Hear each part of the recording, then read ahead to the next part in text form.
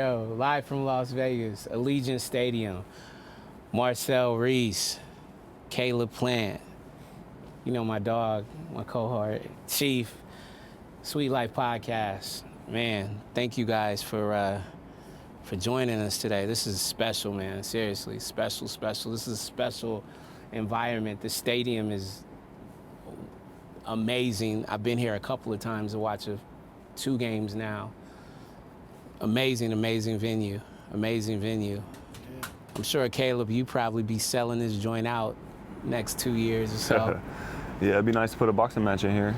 2 years, man. Seats. I was gonna wait till later in the show to get to Caleb on that one. Okay. You know, sooner or later, soon as he's ready to talk about it, we definitely got to get him in the building because, you know, Caleb's one of these guys that you put him in Vegas and we can get 75,000 in here, screaming for my dog. Yeah. Talk to him, Caleb. So we'll make it happen. We got, you know, something coming up. Something we talked about before. We just got it signed and, you know, got to handle business. And but I'm sure at some point we'll be here. Can you elaborate a little bit more on what's coming up? Yeah, you know, I just signed a fight with David Benavidez, and for, you know, early next year. And so just excited about that. It's a big fight for boxing, big fight for the fans, and a big fight for my legacy. So I'm excited about that. And you know, they'll see.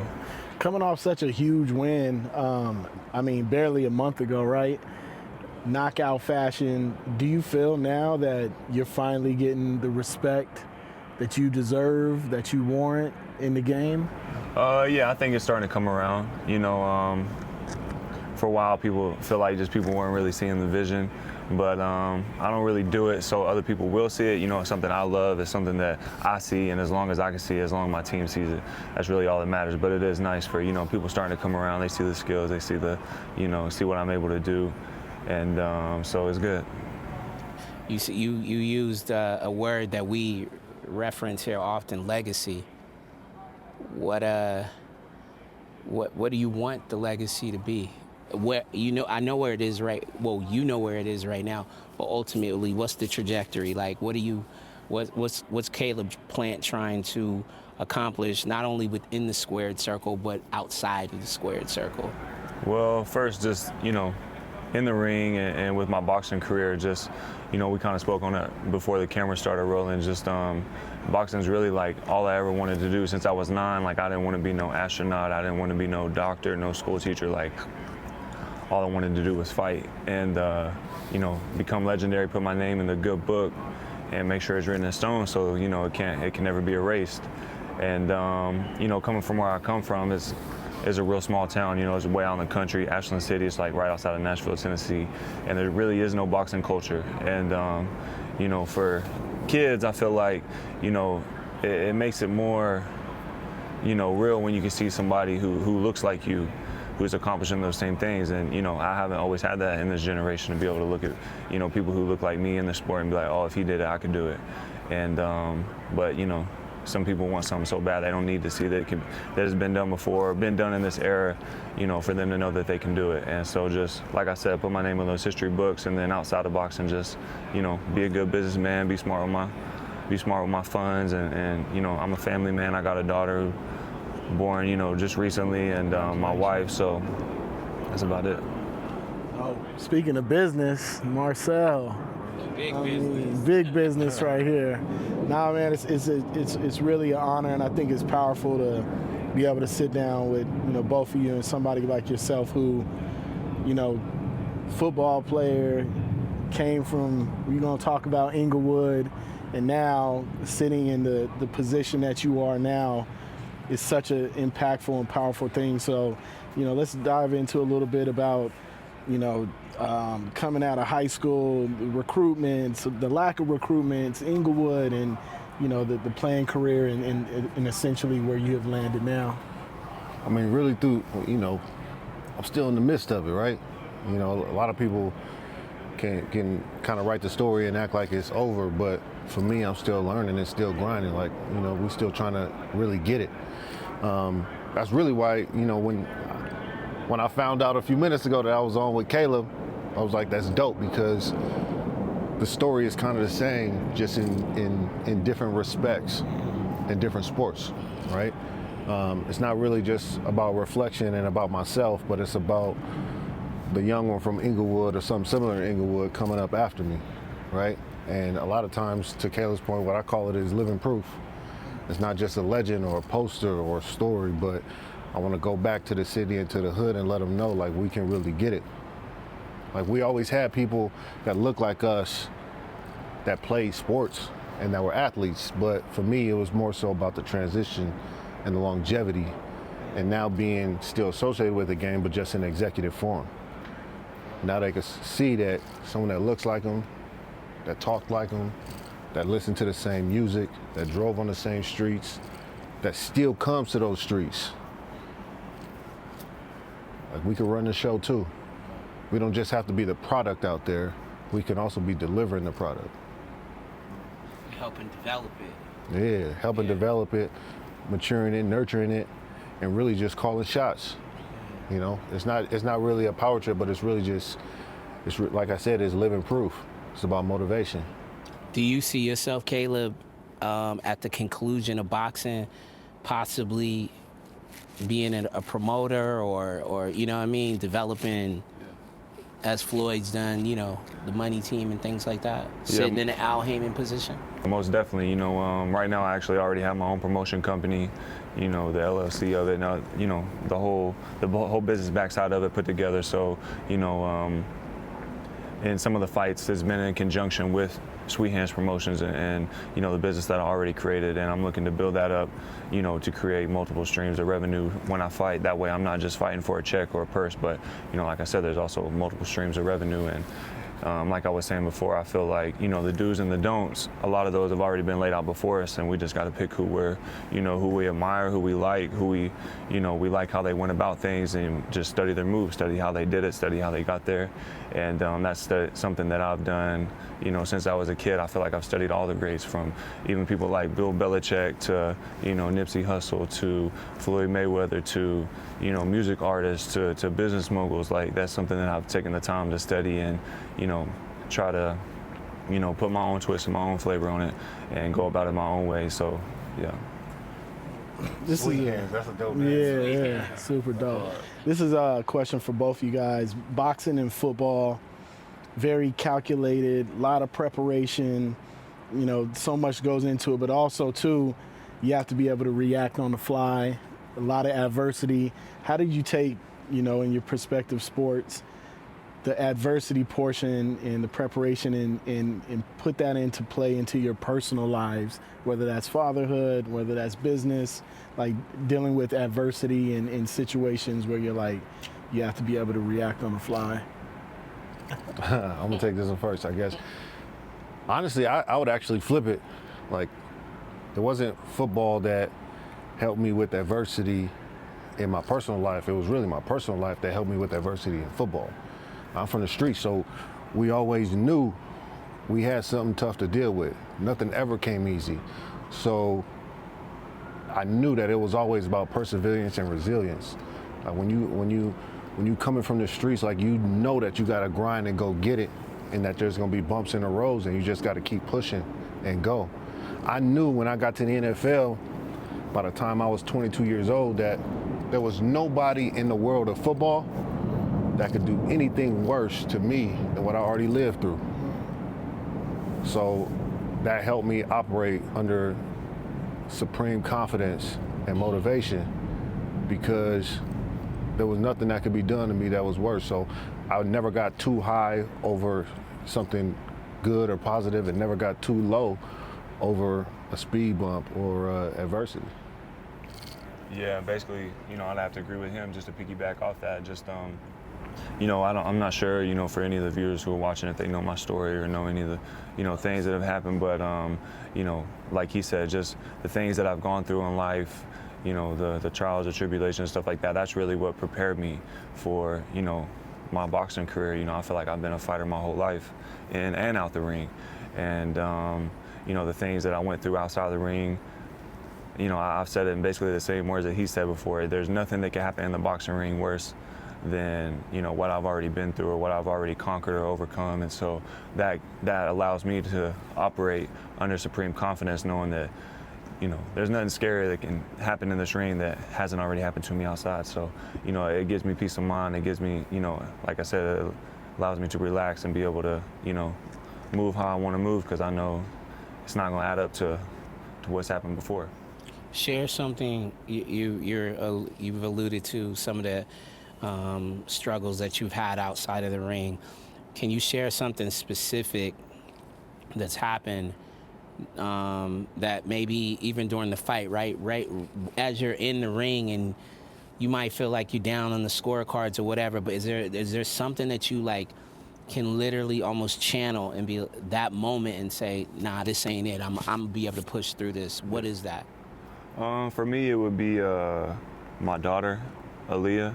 You know, I just had a daughter, Charlie, back in August. But my daughter, Aaliyah, she passed away in 2013. So, and she had a lot of medical issues. You know, 300 seizures a day, brain damage, no motor skill. She couldn't sit up. She couldn't eat on her own. She had to eat through a Mickey tube in her stomach, and she was on life support like 4 or 5 times in an induced coma. And, you know, I'd have to stay at the hospital for weeks at a time sometimes. And, you know, just seeing like, you know, a little girl like that go through those type of things, it lets me know, like, when I'm in training or in a fight, you know, she can go through that. You know, I'm a man, you know what I'm saying? I can keep going. I can push hard on my last mile or on my last background or in the ring. Not that too many of my fights have been that hard, but, like, you know, just, you know, knowing if she can go through that, then I can push through and get the job done.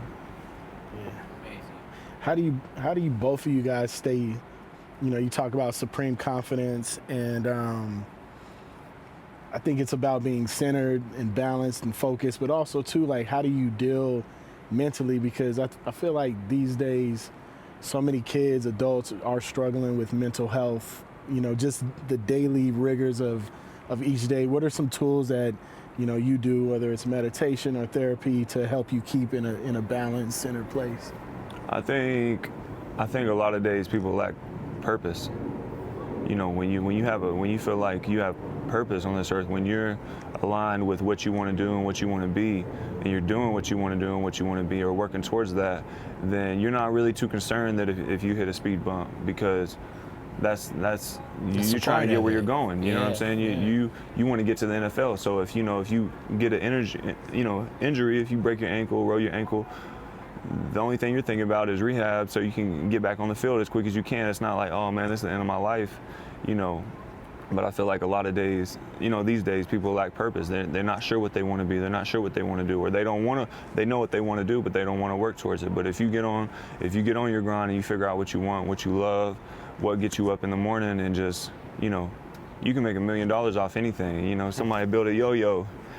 He's a millionaire. So you don't have to pick the right thing. You just got to pick your thing, and just work every day at that. And then when things come along, you're not looking at them, you're looking through them, because you're trying to keep on pushing. Yeah. And I agree with Caleb, man. It does start with purpose. For me, you know, it all starts with my faith, right? I'm a Christian, so there's always know that everything that I do, I know that there's something bigger than me, right? So I find my purpose in Jesus first, and everything else comes after that, right? And to Caleb's point, people lack purpose, and then they also lack drive.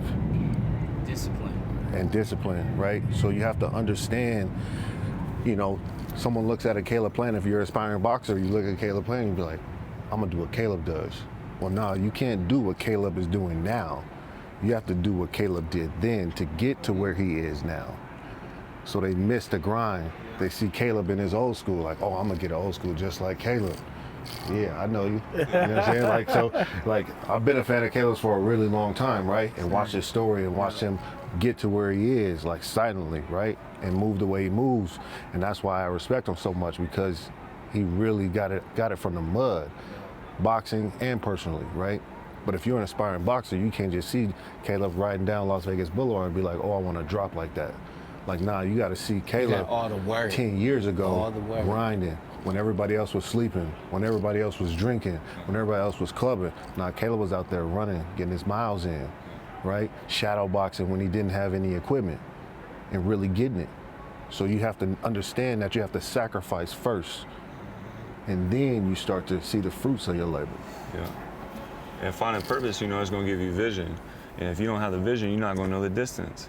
And I feel like a lot of times when you don't have the vision, when you don't have purpose, you're really just out here wandering, you know what I'm saying, just walking in circles. But once you get that... I'm sorry, but that was a bar. Yeah. Now what they say Once you find that vision, you know the distance, you're going to continue to take the steps necessary, you know, to get to that. When we start talking about purpose, man, I always say this, no matter what you're doing, you're either doing things on purpose or you're doing things with purpose, right? I can shadow box, but why am I doing it?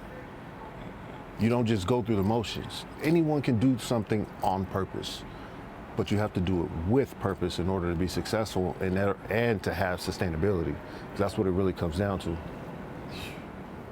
Yeah, I have a tattoo from a Nipsey verse, find your purpose or you just wasting air. You know what I mean? Identify. I think that's extremely important, to identify where you want to be early on, and then stay on brand, as we say. You know what I mean? Stay on brand. Stay doing the things that are going to contribute or facilitate you ultimately being where you want to be. And that's not to say that there aren't moments where you're like, you know, we're challenged, whether it's, you know, personal things that happen in our personal life or business. Certain things, you know, may move a little differently. I'm sure in your sport, right? Like, it moves a little different. It's tough when those guys, you know, when they at the end of training camp, you know, there's only gonna be, you know, so many roster spots, right? But how you respond to someone saying, hey, you're not gonna make this team, but you can make another team, and then that guy ends up maybe being a Pro Bowler. So again, focus and just knowing, like, at the end of the day, this is where I see myself. I see myself out here. I see myself playing out here. You know what I'm saying? You've seen yourself holding up that title, you know what I mean, and being able to take care of your family. So yeah, we definitely got to always dial in. Yeah. Who are your top 5 boxers of all time? I love these moments. Me? I have such a huge list of people like I study and love their style. I'm a big fan of Floyd, obviously. Andre Ward, James Toney. Who else? Sugar Ray Leonard. It's hard to pick 5, man. Just 5. I mean, as many as you want. Yeah. Like, I think I got in no order. I got Floyd. I got Andre Ward. I got James Toney. I got Terry Norris. And Terry Norris? I'm gonna put me on the list. Terry Norris? Terrible Terry. Yeah, from San Diego. I remember him and his brother, Orlin Norris. Yeah, I'm a fan of this shit. The other question, though, if you could fight one person in all the history of boxing, who would you would have loved to fight? James Toney. Yeah. Why James? I feel like it would be a good lead up to the fight. I'm about shit talking. I'm a huge James Toney fan. He's one of my James goats. Toney fan. Huh? He's one of my goats. Absolutely. Who are some of your favorite athletes? Football, basketball, who are some of your guys? I'm a combat sport freak. Yeah, make sure you put my name in there. I'm a combat sport freak. Yeah. So honestly, I've been a huge fan of Caleb and love the way he get down. And Andre Ward, who's a personal friend of mine, and just the way that Dre kind of operated was it was always low key, and it was like his biggest criticism, that he was always low key and he never he just did his thing. He made it look easy. He always made it look easy. He made it sound easy. And I'm not as quiet as Dre. Like my trash talk game is supreme. You know what I mean? Like on the field, like I'm quiet up to it, but when I'm on the field and then my switch go on, it's over, right? I did it in a different way, but man, when you talk about athletes, man, there's so many different ways you can go, and I admire a lot of guys, but the guys that I admire are not just the guys who displayed the physical athleticism. It's more so about the total package. When I think about an athlete and the ones that separate themselves, for me it always comes down to leadership. And it's not just on the team sport, but also the individual. Like Caleb is a huge. I don't want to cut you off, but what you are said, cutting me off. all right, though. but what go you, ahead. I want to remember. It's your Just show. go ahead. Your No, show. we're gonna go. I'm just playing. because right now, I think both of you would agree, like what we're going through in sports, right? With the Kyrie Irving situation, right? And you're talking about leadership. And I'm not saying Kyrie is. I'm making no opinion. But I'm asking you, like, when you see the newer athletes, how do you feel about sort of some of the choices that they're making? I think the generation itself in general is just misguided. Everything is a microwave society. Everyone wants to operate on social media. You cannot accurately articulate yourself or a statement in 150 characters. And if you try to, you allow the rest of the world to take away your narrative and run with it however they deem fit. And to me, when I think about leadership, it's not just athletes, music artists. My two favorite artists ever, Tupac was a fantastic leader and a lot of times articulated himself with too much passion and sometimes a little too emotional for people, which comes off as aggression because of the industry he's in and the way that he looked, right? And the second one was Nip, who was always calm, cool, collected, someone I grew up with on the street, right? And always, but Nip was always calculated and strategic about the way that he operated. That was his personality naturally. That wasn't Pac's natural personality. As you can see him tatted on my arm. You know what I'm saying? But again, nowadays, when you're sitting here and you're tweeting about it, you miss 8 out of 10 times. Because then you have to come back and try and explain yourself a second time. But by then, the narrative is already gone. Yeah, allowing others to control your narrative. And I think allowing social media and the pressures of being able to react to everything you see puts people always in this bad position because, again, you lose the grasp on, even if you had great intentions. And I think we live in such a reactive, you see something and you automatically want to comment or go on a post or get involved and not understanding the context of it.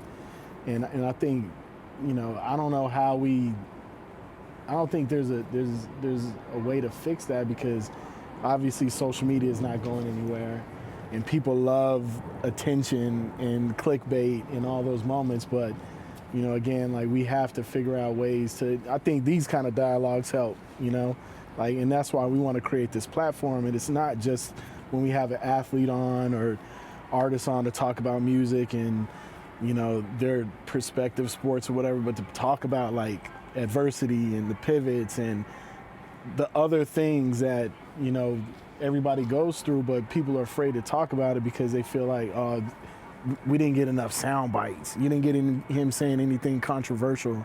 And that's not what we want to create here. We want to create a space where people can hear these messages and be like, yeah, that's right. How do we implement that into my life, or how do we implement that into our company? You know what I mean? So I think it's super important for us to be talking about these kind of things.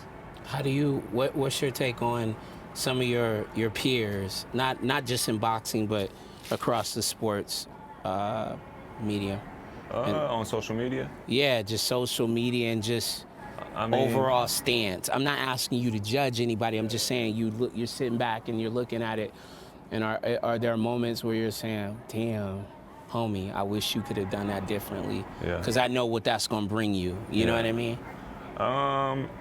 Yeah, I think just keeping an overall focus on the long term, playing the long game. And, what I'm about to post, gonna somehow bring me some type of negative, negative feedback. At the same time, social media, I call it top comment syndrome.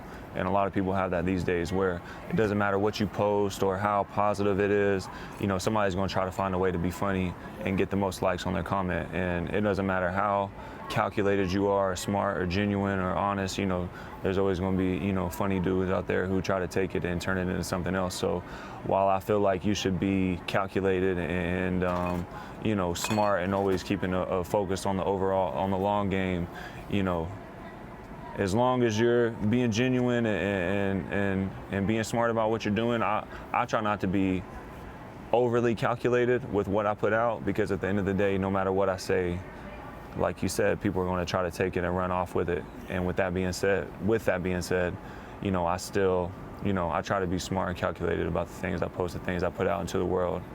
Not just because of the feedback, but you got to be careful about what you put out, because sometimes that comes back around. I also don't think that people should be afraid of what they put out. To Caleb's point, it's all about being authentic, right? Yeah, exactly. I think that with social media, people start to lose their authenticity to themselves, right? Like, play to your personality. If your personality and you're an introvert, don't try and be so extroverted in your social media posts, because it's not going to come off as genuine, and it's not going to be you. So that's another thing. It's just you could be whomever you want once when you hide behind the screen. Yeah, and fans too are going to gravitate towards consistency. So if on a general basis, like you said, if you're not as taught, from what he said, he's quiet, maybe off the field, but once he gets out there, then he starts. What I'm saying? I'm the same way. I talk a lot of shit in boxing, but outside I'm a pretty quiet guy too. But I'm consistent with that. I'm not trying to be somebody I'm not or something I'm not. And I feel like over time, when people recognize that and realize that, people will gravitate towards consistency as opposed to you being all over the place. See, in Caleb's profession, he probably deal with it more than anybody, like the fake tough guy syndrome, right? All the way leading up to a fight, or acting like they want to fight him and then they back out and don't want to sign the paperwork, no matter what the deal looks like, right? So in his profession, it's even more shaky, because they come with it a lot, right? For me, it was just like, okay, you're gonna have to play me, right? You're gonna have to play me if you're in my division twice a year. When the schedule come out, we know, but so Caleb probably has to deal with it worse than any of us. Yo, I saw I saw the clip. I saw the knockout, and I've seen you fight a couple of times, but there seemed to be a little extra something in this, because when you hit him with the shovel thing at the end, I was like, there's something behind the scenes, something transpired. Like, there was a lot. What was there a little? Because that was when you hit him with the shovel, I said, oh, I was gonna walk over him like, yeah. I didn't know what was going on. Not the grave digger though. Yeah, because I saw you and Canelo. Y'all had obviously y'all had your thing, but this felt like a little more personal. Yeah. You know what I'm saying? Yeah, I think it just from everything, not just from the lead up to the fight through camp, the 8 weeks, but years previously to that too, just some of the things that Anthony Durrell had said. I hate that I'm even giving him some publicity on this, on the show, but just some of the things that he had said, I'm not going to get into the vulgar things, but if you go back and you watch the tapes, you'll see calling me a pussy and a bitch and, all this stuff. And, he had put on his page the Bernard Hopkins versus Joe Kawasaki thing over a picture of us, which was the I'll never let a white boy beat me, I'll never let a white boy beat me. And, I don't take kindly to that, I'm saying? I feel like if we're trying to move forward, yeah, exactly, for both of them. And, I feel like in 2022 we should be past the, well, because of his skin color, he can do this, and he can be this, and he can accomplish this, because if the shoe was on the other foot, I just feel like it would have been a little bit different, and, so I was just burying the beef, between us after that, putting the dirt on him. So yeah, that's not really in my character, but after a fight, I've always dapped it up with whoever was from across from me. But it was a lot. It was, enough was enough, you know what I'm saying? Yeah. So that's not, you get in there, you fight someone, you don't have to like each other after that, but you can respect the other one knowing, hey, he got in here and, he either got the best of me or I got the best of him. Anybody who gets the best of me, I got to tip my hat to him because you're going to be world class. But that's not like somebody I could ever really respect or move forward, be cool with, the way he moves, some of the things that he says. So it made no difference to me if people liked it, if they didn't like it. And that's why you want to be calculated what you do, but at some point, you just got to be you, whether people like it or not, and whether people receive it well or not. Luckily, a lot of people liked it, but there are some people out there who didn't. But I can't concern myself with what people like or don't like. It was the right move for me, and it's what I felt in the moment. Too. And so that's what I did. And I don't have no apologies for it. I don't take it back. Nothing. Is that something that's always, because I don't want to give it too much, but we got to be honest about it. Is that something that you've always had to face? Because, a white boxer, just almost like Christian McCaffrey or Shipley at Clemson, like a white running back, there's this stereotype like, yo, he don't hit the hole like us, or they don't move, you know what I mean? Like, I definitely dealt with that a lot, like my whole life. Yeah. And, for him to say that in the lead up, and then for me to do what I did, and then what I said in my post fight, interview in the ring, it was kind of nice for me because it was I was able to bring attention to it. Like, hey, we don't need to be, telling someone just because of their skin color, how good they can be or what they can do. But throughout my whole life, amateur, at the Olympic camps and Team USA, you hear little remarks like that, or, oh, there ain't no white boys at the top of boxing, or shouldn't you go to MMA? Like, ain't no white world champions, American world champions, stuff like that. So, hopefully by the time I'm retired, like, I can put an end to that stereotype, or at least, shed light on it enough for the next person who's like, hey, I look like Caleb. I come from where he come from, and they can keep on until that stereotype is gone. That's beautiful. Do you have a age in mind you want to retire? Have you looked that far, or are you just like going until you can't? Nah, I'm in my heyday, so that's not even on my mind of retiring. I'm just waking up, working every day, taking the next step in where I want to be, what I want to do. And, that for me and where I'm at, I feel like that would clash with my mentality right now. So that's on the back burner until, when it's time, me and my team, my family, we'll sit down, we'll talk about it. Do you feel like you retired at the right time? Yeah, I think so. I mean, listen, there was opportunities to go, a couple years here, 3 years there, or something like that. But one thing I always told myself is I was never going to be a journeyman, right? It's just not in my mentality, right? I did spend 2 years at the end of my career elsewhere, but that was honestly just a personal thing to prove to myself that I was still the best, and I did that, right? But for me, it was all about the Raiders. And once my time here was over, I was good, because for me, Al Davis changed my life, and then Mark Davis changed my life again. They gave the kid from Inglewood an opportunity when nobody else wanted to, and he believed in me at times more than I believed in myself. And for me, for a man to do that and look me in my eyes and say the things that he said, and for us to share the times that we shared, speaking about Al, it changed my life. And then his son Mark did the same thing again, now making me, one of the youngest high-level executives in the NFL or in sports, period. Changed my life again, and giving me the confidence to be able to walk into any boardroom I want to, again, under supreme confidence, the same confidence I played with, and the same trash talk I played with. I love that story because right now I feel like we are in a very divisive space. So for you to point out that Mark and Al extended their hand to you, we're gonna mentor you, we're gonna pull you up here. They didn't have to. They Carol don't- Davis too. I can't leave moms out, man. Yeah, you know, but I'm just saying, first no, lady they of the didn't- Raider Nation. Don't let you forget that, man. She the most Shout vital, out Carol. the most vital piece of the Raider Nation. Moms, I love you. You know what I'm saying? She different. She's stronger than all of us. But I want to make sure I answer your question and address your question about whether I retired at the right time, right? Because you never really know when it's the right time to call it quits. One thing I tell kids, one thing I tell young athletes now, even in the league, I tell them, if you put everything you have into what you do, if you respect the game and the sport that we have, no matter when you're done, whether it's in 10th grade, whether it's a 20-year professional career, you will be at peace. Don't cheat the game. Respect it, respect who came before it, respect who's participating in it with you and your peers, and respect yourself in it, and you will be at peace whenever it's done.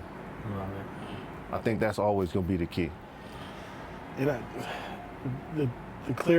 one of the clearest things I hear just with everybody here is the importance of advocacy, right? Al Davis, you're talking about a mountain of a man, a trailblazer, a true pioneer, his son, his wife, wrapping their arms around you, kid from Inglewood. That's advocacy at the highest form. How do you take that and you pour that back into your community, your kids, other people around you, and how important is that? I mean, it's extremely important. It's really why we do it when we talk about legacy, right? You know, Caleb and I are sitting here now as individuals, but I'm sure that he shares the same sentiment that there's 100 people who were behind us and in front of us who helped us to where we are right now. You know, Al's no longer here with us. Mark is with me every day in the office or here in the stadium, but, you know, leaving out like my mom and my granny and my uncles, but my wife and kids, you know what I'm saying? They do it now. My wife holds down everything while I'm constantly grinding. I wouldn't be able to grind like this if I didn't know my kids had the greatest mother in the world to take care of them, to provide for them, to teach them. Like, I wouldn't be at peace doing what I do now if I didn't know in my mind that I had the greatest wife being the greatest mom while we're doing this interview right now. You know what I'm saying? So it's just like, no matter how much success we have, like, and operating under supreme confidence, we don't do it alone.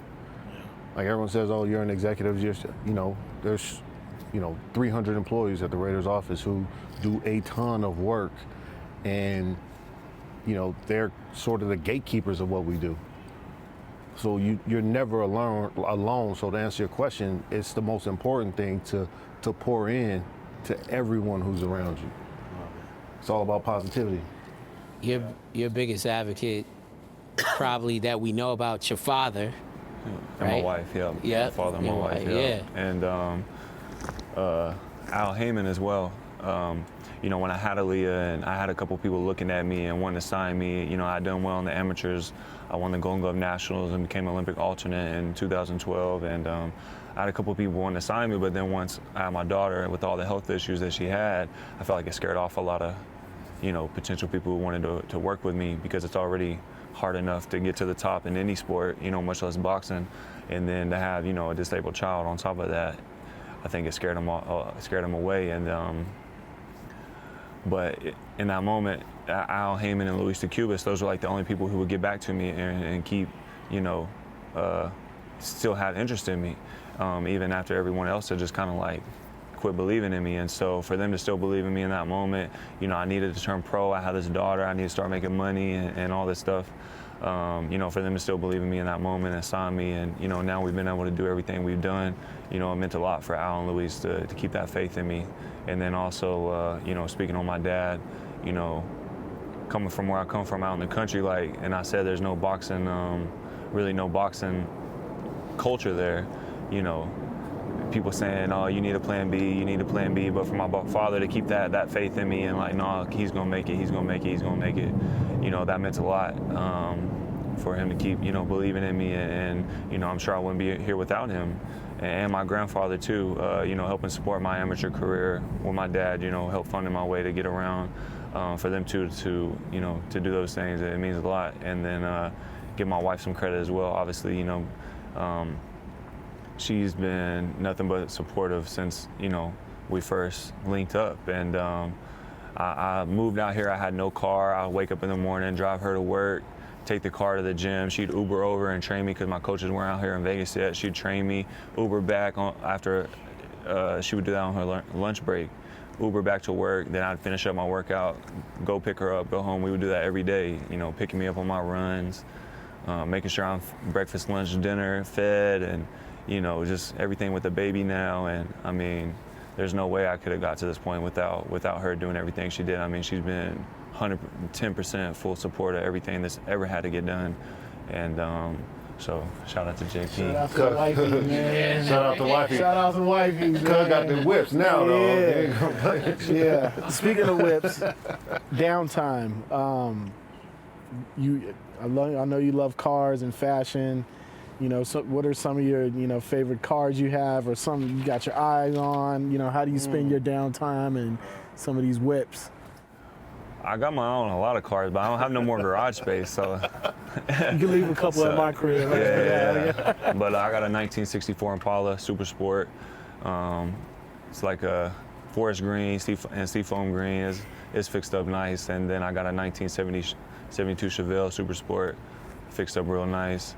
And so on my downtime, I like to cruise around, cruise the strip in the Impala, or hit donuts in the Chevelle, you know what I'm saying? Or and then I'm into fashion, into sneakers, stuff like that. I don't do too much besides just train and go home, but I like to cruise around.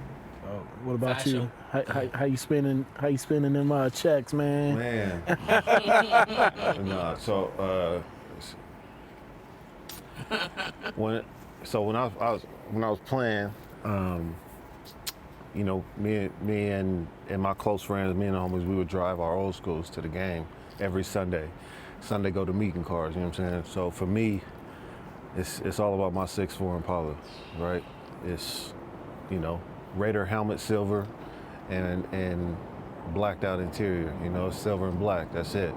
For me, Raider dice in the windows. Like, I'm an old school Inglewood cat, you know what I'm saying? Like, this just switches and everything, but for me, I actually getting some work in it. When I see Caleb 6'4", it inspires me to do some work and get it up to par. But that's what it is for me. And I've been a sneakerhead my whole life. We didn't grow up with money, so we used to sit there with them East Bay magazines and circle which ones we wanted. You know what I'm saying? Yes. Sitting there in the front yard, just circle which ones we wanted. So once I became a Nike athlete or anything, I just went crazy. It's a problem in my household. It's the biggest issue in my household right now is my kicks. But same. But like, get these out of here. It is what it Tripping is. over them, falling over them. It is what it is. You know what I mean? You like, I don't have any other vices. I don't, you know what I mean? It's just the shoes. Shout out John, Marcel family at Shoe Palace. Yeah. Shout out keeping us all laced. Man, but thank you, John, David, Dooley, yeah. Homies.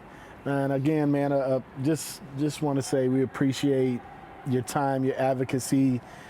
For us, we don't take these things lightly. We know, how busy you guys are in your everyday lives, and to be able to sit here with us and just advocate for what we're doing, it means the world to us, man. And we're excited to, continue to watch you guys, like you said, as continue to grow, fight, Congratulations on being a new father, man, and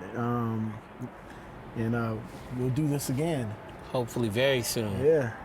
Yo, I'm looking forward to the fight. I'm gonna tell you right now. Like I told him, I'm a huge fight fan. That's gonna be serious. Go. I'm looking forward to you handling your business. No fire steak though, man. Make sure you chip in, Where man. Put the you guys 75.99 in there. Where y'all fighting at? I don't know yet. We don't have the details. You don't have a figured out. venue. all the details figured out, but might be out here. We'll see. We pulling up. I heard Caleb say no fire stick. Get your pay-per-view on. Okay. You know what I'm saying? I picked it up at my end of the couch, bring great fights to the fans. That's what the fans want. So hopefully the fans can, lift their end of the couch and make it worth it for the fighters.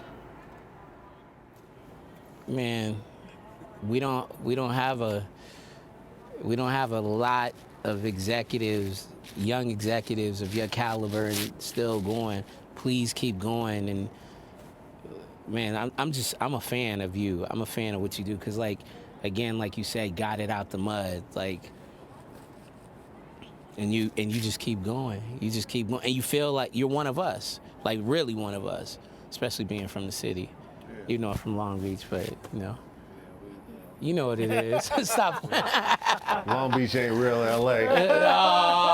Uncle Snoop, I love you, but you know what Here we go. You know what it is. Now we having that Atlanta argument. This ain't real Atlanta. Okay. I don't know about Atlanta, but 310-323, you know what it is. 562. Service phone. The service phone, yeah. No, but in all seriousness, appreciate y'all. Like, what you're doing is also special.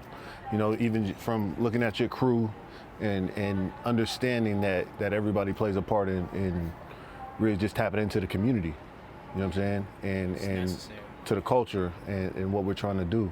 Because we all have similar backgrounds, maybe in different places, in different cities, and different states even, but it's all about progress and getting there and coming together and everybody being great, like helping each other out, right? I just think that that's what this generation is missing right now. And we're doing a lot of things, even on our side, the Raider side, to try and help. We got a nonprofit leadership academy that we're building, a vision of Mark Davis, and we're building an actual structure right on Raiders Way in Henderson, where we're going to be able to bring people that look and come from places like us, like ours, and bring them together and really tap into their leadership abilities and help them showcase that. Because leadership looks different than what America or the world is trying to make us believe leadership looks like. There's different ways to lead. It's not always about talking. It's not always about, putting yourself up on this pedestal. It's all about what you have inside of you and help people bring it out. And the Al Davis, Eddie Robinson Leadership Academy is all about helping, underserved communities, women and women-owned businesses, be put on a platform and a pedestal to be able to showcase their abilities. For sure. And yeah, I just want to thank you guys for having us, and this, hopefully we can lay some blueprints for people who are going to watch this on how they can get to their next step. And you mentioned that it's a divisive time, but there are a lot of divided people, but there are also a lot of us who aren't divided. We're, like you said, we're from different places and different states, and we all look different, but we're obviously in full support of what everyone has going on. And I feel like once you get on that road, and once you find your purpose and you're working towards that, you're not going to have time to be divided with everyone else around you. You're going to be reaching out to people like us and, trying to be in full support of that and help the next person, get on their way and get to where they're headed. I feel like it's more so the people divided who are, walking in circles and don't have that purpose. Because once you get on that, you don't have time for shit like that. So, I'm in full support of everything y'all got going on. I appreciate y'all having me. Thank you. Find your purpose. Find your purpose. A Sweet Life, Allegiant Stadium, Caleb Plant, Marcel Reece, Malik Rashid. See y'all next time. Peace.